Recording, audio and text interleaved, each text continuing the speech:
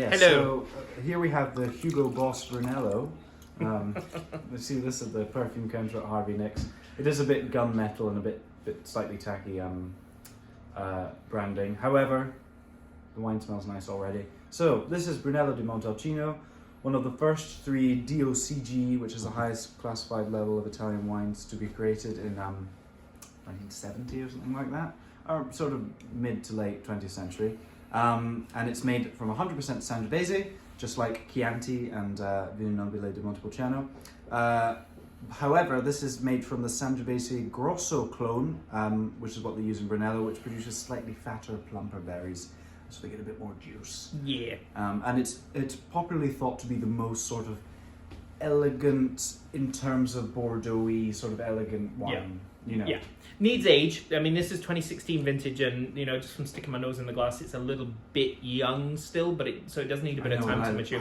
It's lovely. I love that young Brunello fruit. But it's that polished raspberry and that sort of cherry. Yeah. Which is just so unique. The people who own it, Max Hernandez and Andrea Gamon.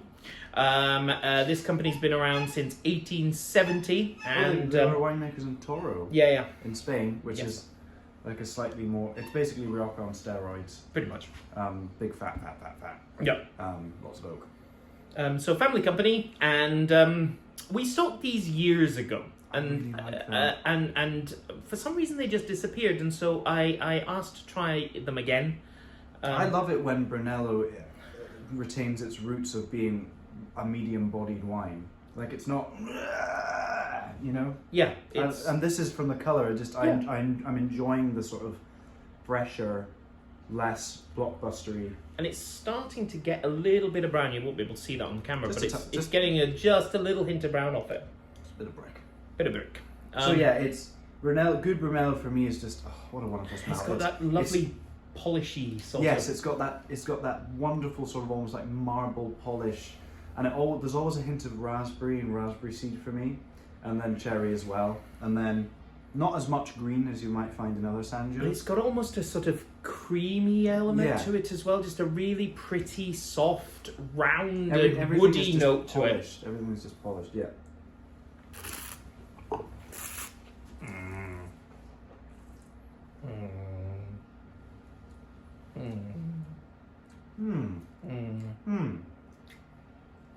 What?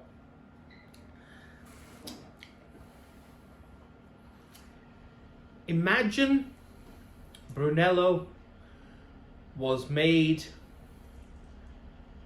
like Chianti.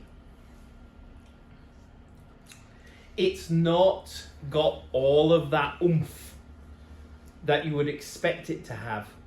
It's got that light, fresh lunchtimeiness. Yes. I don't know how I feel about it.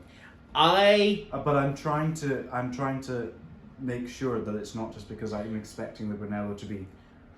It's not.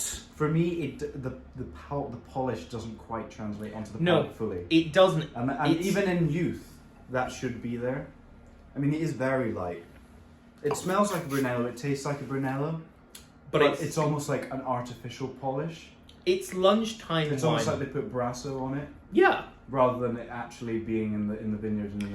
But I think it's got the lovely mozzarella finish, but on the palate it's just not quite carrying itself through. It may be a bit cold as well. Yeah. But I don't know if it's 100% there on the palate. I think I think it's, if you want classic Brunello, this isn't it.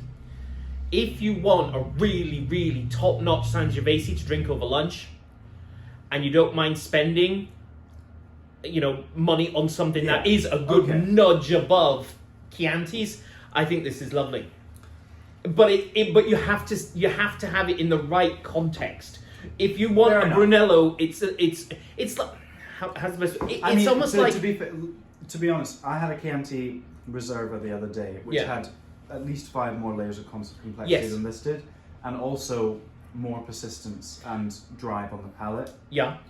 So, but then my head, that's not necessarily a bad thing. You're right. It's just.